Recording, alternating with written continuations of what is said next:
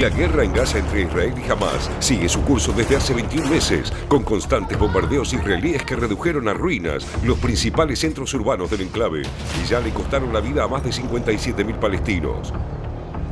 Hubo decenas de víctimas fatales, incluyendo varios niños, tras diversos ataques israelíes a lo largo de la franja en los últimos días, y 5 soldados israelíes murieron luego de ser atacados por militantes de Hamás en Beit Hanun.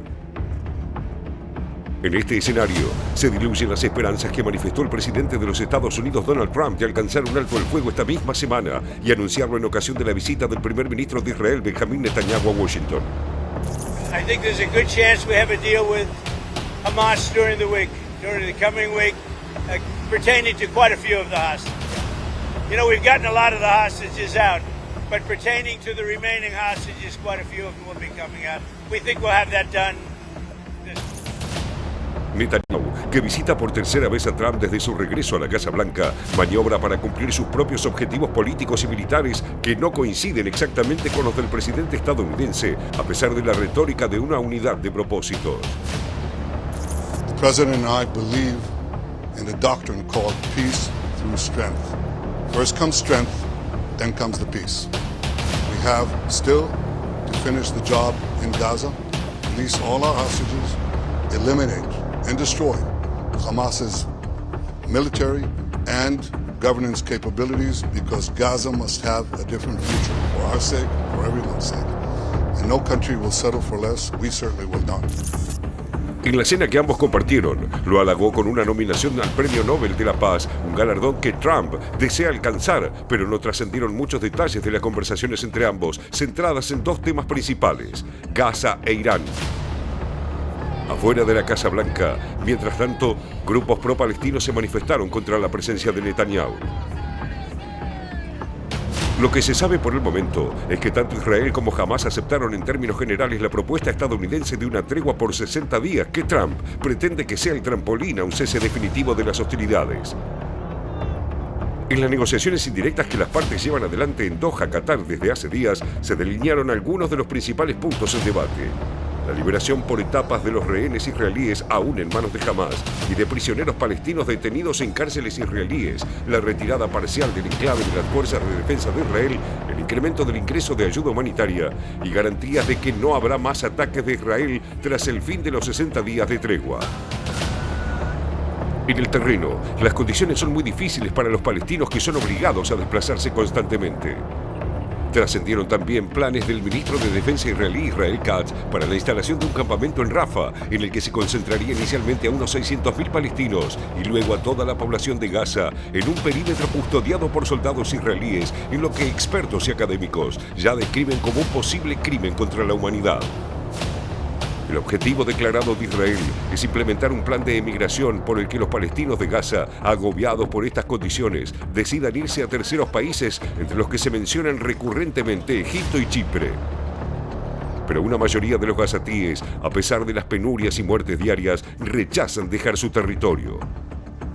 سمعنا إنه نتنياهو والأخبار المتداولة إنه راح يتم تهجير قطاع غزة طوعا أو قصرا. فإحنا يعني ليش نطلع من أرضنا وهذه أرضنا ونسيبها لمين نروح؟ أرضنا إحنا انولدنا فيها وعشنا فيها وكبرنا فيها. لمين نسيبها ونطلع؟ وإيش المغريات اللي ممكن يعني توصلنا إنه إحنا نهاجر لأي بلد تاني ونكون أغراب فيه؟ En Israel, en tanto, los familiares de los rehenes presionan con marchas y protestas a Netanyahu para poner fin a la guerra y lograr el retorno de sus seres queridos. Están convencidos de que el gobierno israelí no desea terminar el conflicto y creen que solo el presidente Trump puede forzarlo a aceptar un acuerdo definitivo. We are here in front of the American embassy in Tel Aviv, rallying so President Trump can hear us. And this is what we are here to tell him. Enough is enough. It's almost 21 months, 640 days that the hostages are in Gaza. This is it. We have suffered enough. The Gazans have suffered enough. The region has suffered enough. He needs to put an end to this. Europa, en particular Francia y el Reino Unido, también se suman a las presiones. El secretario de Asuntos Exteriores británico David Lammy advirtió que su país podría tomar medidas contra Israel si el acuerdo para poner fin a la guerra no se materializa. Un fin que, todo indica, no parece estar cerca.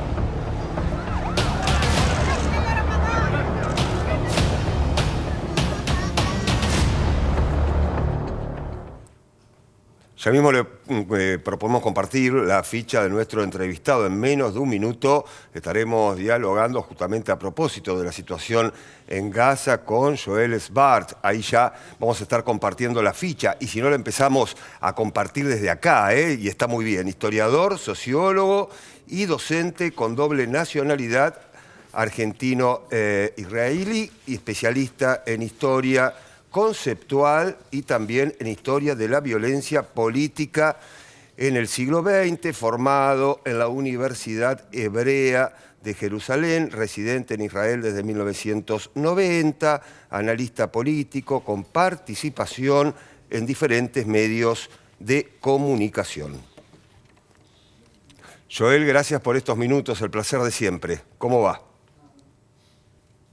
Hola, ¿cómo están? Un saludo para ustedes en el estudio y para toda la audiencia que nos ve, que nos escucha. Bueno, muy bien, Joel, gracias por atendernos. Es muy tarde allí en Israel. Recién compartíamos un informe especial y planteamos las dos posiciones, ¿no?, en cuanto a un cese de las hostilidades. Por un lado, lo que plantea Hamás, por el otro lado, lo que plantea Israel. Su primera visión de lo que está pasando en estos días.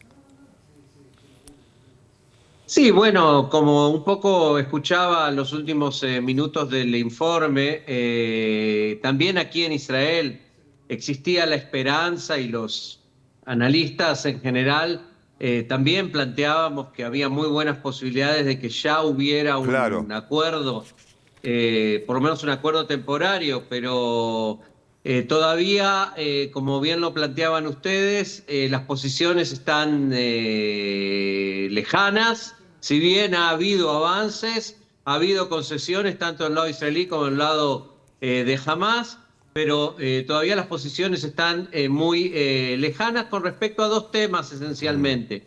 El tema número uno es lo que tiene que ver con cuáles serían exactamente los puntos de los cuales se retiraría el ejército israelí durante estos 60 días, cuando la posición israelí, por supuesto, es maximalista, o sea, quiere retirarse la menor cantidad de territorio posible, especialmente de los caminos que cortan la franja de Gaza, porque, digamos, la postura israelí del punto de vista militar es que esos son los caminos que le permitirían a Hamás volver a recuperar parte del poderío militar que perdió en estos últimos meses de la guerra. Y el otro punto, que es el punto más importante, por supuesto, es qué pasa después de estos 60 días. Ya 2 veces hubo acuerdos de cese de fuego que terminaron en una violación o en un final que se volvió a la guerra, ¿sí? La primera fue una violación por parte de Hamás, la segunda fue una violación por parte de Israel, pero en los dos casos no se llegó a una finalización de la guerra, y evidentemente hoy en día Hamás, como buena parte, hay que decir, de los países europeos, inclusive creo que una buena parte de la administración norteamericana, están interesados en que la guerra termine. Hay un sector importante del gobierno de Israel que quiere que la guerra continúe.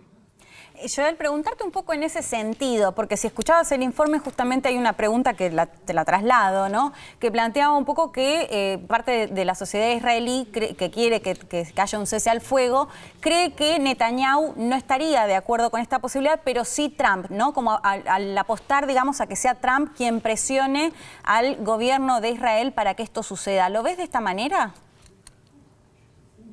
Absolutamente. Solo les quiero compartir que las encuestas, hoy es viernes y normalmente jueves y viernes son los días que se publican las encuestas de opinión acá en Israel. Todos los medios comparten sus encuestas de opinión y casi todas las encuestas, mayoritariamente, el grueso de la población de Israel quiere el fin de la guerra y el retorno de los secuestrados, sin importar el precio que eso signifique terminar con la guerra, aunque no se hayan logrado todo lo que se plantearon con los objetivos militares, es decir, la destrucción completa del poderío militar o de la capacidad política de Hamás. Y sí, yo personalmente creo que ya lo he comentado en otras conversaciones con ustedes, estoy convencido que una buena parte de la prolongación de la guerra, inclusive una nota hoy en el New York Times que habla de esto, uno de los editoriales, tiene más que ver con la situación interna de Netanyahu y con sus intereses de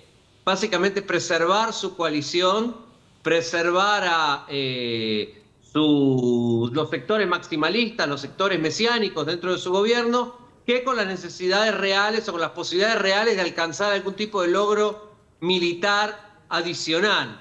De hecho, la semana pasada, y hizo bastante ruido, el jefe del Estado Mayor del Ejército dijo en una reunión de gabinete a lo que lo invitaron, miren, básicamente los objetivos militares que ustedes nos plantearon ya se cumplieron. O sea, no hay más lo que hacer desde el punto de vista estrictamente militar en términos de neutralizar a Hamás como una organización que puede amenazar al Estado de Israel. Lo que no quiere decir que no va a haber un terrorista aquí, un miliciano allá, un tipo que pueda obtener algún tipo de cohete de fabricación más o menos simple y lanzarlo sobre la población israelí, pero no puede amenazar la frontera entre Israel y Gaza como sucedió el 7 de octubre del 2023. Joel, en este marco que estás planteando, y que también lo planteamos en el informe, ¿qué margen hay para más negociaciones? Digo, ¿qué margen hay para más reuniones? Da la sensación que ya tuvieron todas las reuniones habidas y por haber, o aún queda un poco más todavía.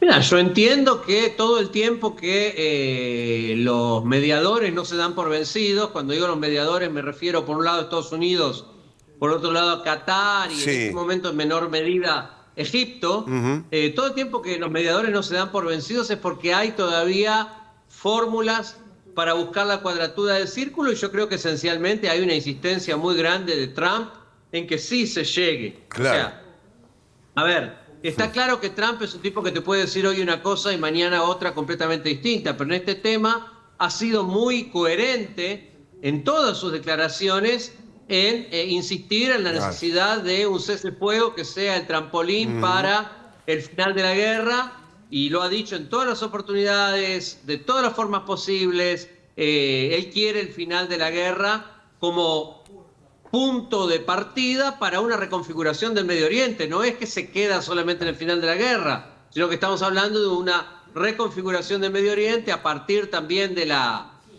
por el momento, derrota militar de Irán y de la posibilidad de generar un nuevo bloque que incluya la normalización de relaciones con Israel, la reconstrucción de Gaza y una serie de proyectos más que Trump quiere quedar como el arquitecto de todo ese proceso. Joel, mencionabas las encuestas recién en cuanto al cese al fuego. Preguntarte un poco qué pasa a nivel sociedad, más en la calle. ¿Continúan las protestas de los familiares? Entiendo que se considera que al menos hay todavía 50 secuestrados, de los que se calcula que 20 están con vida. Y preguntarte cuál es la información también que se recibe en Israel de lo que pasa en Gaza, ¿no? Porque hubo todo un debate muy fuerte de qué pasaba con las muertes en torno a la gente que iba a buscar la comida. De hecho, una investigación del propio diario israelí Haaretz, digamos, eso forma parte de la agenda. ¿Qué llega a Israel de lo que pasa en Gaza? Bueno, los primeros meses de la guerra, te diré inclusive el primer año de la guerra, la información que llegaba de lo que pasaba en Gaza estaba muy filtrado, pero a medida que van pasando los meses se va conociendo mucho más. De hecho, la investigación que vos mencionás, la investigación del periódico Haaretz sobre las muertes que se habían producido en los puntos de reparto de ayuda humanitaria, que había habido orden de tirar a las personas que habían venido a recibir ayuda humanitaria. Ahora ya se están haciendo eco otras investigaciones de otros periódicos, y en el momento era como una cosa muy antipatriótica por parte del diario Haaretz. Llegó hasta el punto que el intendente de una ciudad del sur de Israel prohibió que se comercialice ese periódico en su ciudad. Sí, algo que Netanyahu negó categóricamente. Exactamente. Hoy en día ya hay otros periódicos, hoy, que se han hecho eco, que han hecho investigaciones independientes y han arribado básicamente a las mismas conclusiones. Tiene que ver con el hecho de que muchos de los soldados de la reserva que retornan a sus casas después de 200 días de servicio, en algunos casos, empiezan a contar lo que vieron, lo que vivieron, lo que escucharon, lo que les tocó hacer, y eso también ya empieza a desplegarse mucho más dentro de la sociedad. De todas maneras, todavía no llega al nivel de las imágenes que ustedes ven fuera de Israel. Esas imágenes de lo que pasa en Gaza y del desastre humanitario llegan muy filtradas por la prensa israelí. Quien realmente se interesa lo puede ver, por supuesto, en todo tipo de canales extranjeros, pero lo que se ve en Europa, lo que se ve en Argentina, no es lo que se ve en Israel, digamos, en el mainstream, en la corriente central de los medios de comunicación. Bien, Joel Sbar, como siempre, el placer. Gracias por estos minutos. Un placer, un saludo grande y ojalá que la próxima vez nos reunamos para contarles que esto se terminó. Ojalá así sea. Ojalá. Gracias, Joel.